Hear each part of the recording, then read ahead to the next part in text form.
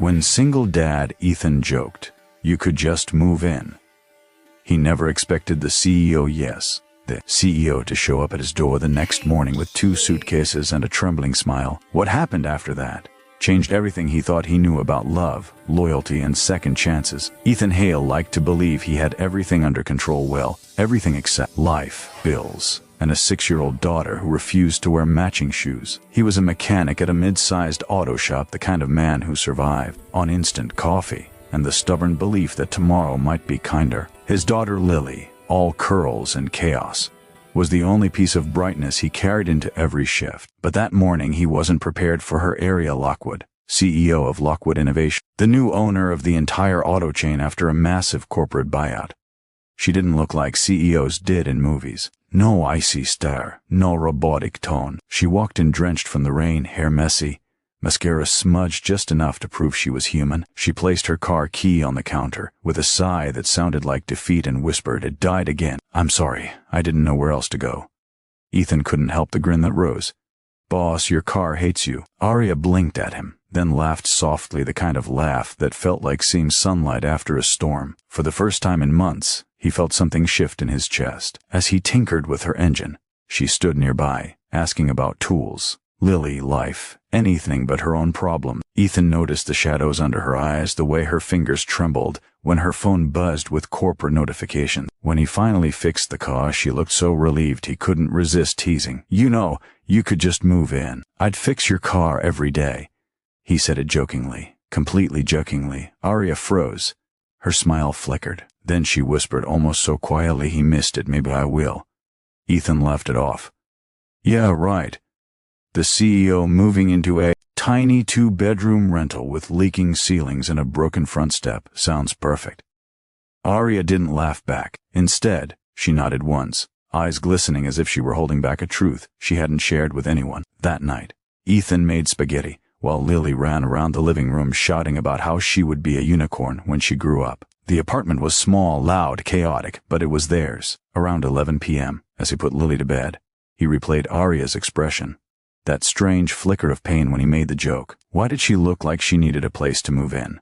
He pushed the thought away.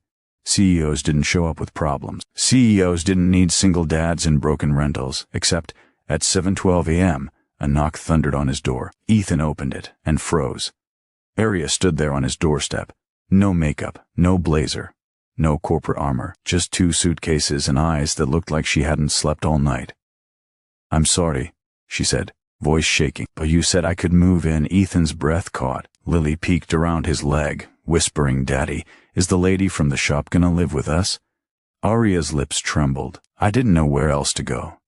In that moment, Ethan realized his life was about to become something he never expected. Messy, complicated, heart-shaking, and maybe exactly what they all needed.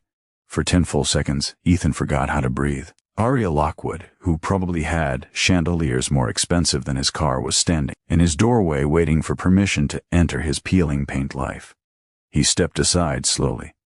"Come in, I guess." Aria exhaled like she had been holding her breath all night. Lily ran forward instantly, fascinated by the woman with the fancy suitcases. Aria knelt down so she was eye level with the girl, offering a warm smile. "Hi, Lily. Thank you for letting me stay." Lily shrugged proudly. "We have cereal and no monsters." Ethan rubbed the back of his neck. "Aria, what's going on? Why are you here?" She sat at his wobbly kitchen table, fingers twisting together nervously. The morning light touched her face, revealing exhaustion that no amount of money could hide. Finally she spoke. "I walked out." Ethan blinked. "You walked out of what?" "Everything."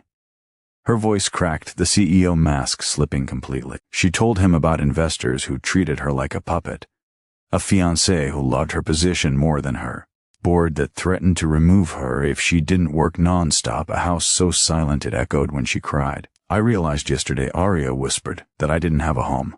I just had a place to sleep between meetings." She wiped her eyes quickly, embarrassed. Ethan looked at her not as a CEO, but as a human being falling apart in front of him. "So when you joked about moving in," she swallowed, "it was the first time someone offered me a place without expecting anything in return." Ethan felt something twist inside his chest. He wasn't used to people choosing him.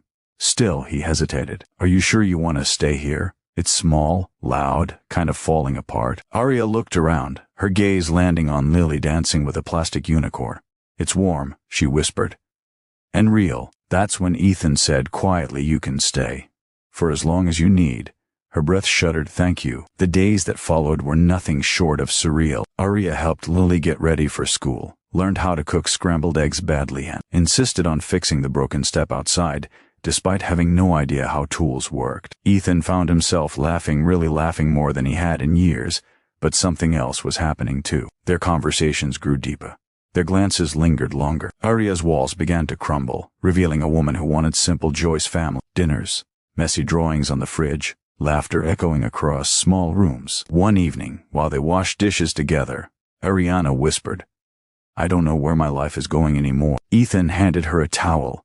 Maybe it's going somewhere better. Their hands brushed, they didn't pull away. But just when everything felt almost perfect, a black car pulled up outside Ethan's house. A man in a suit stepped out, urgency in his eyes.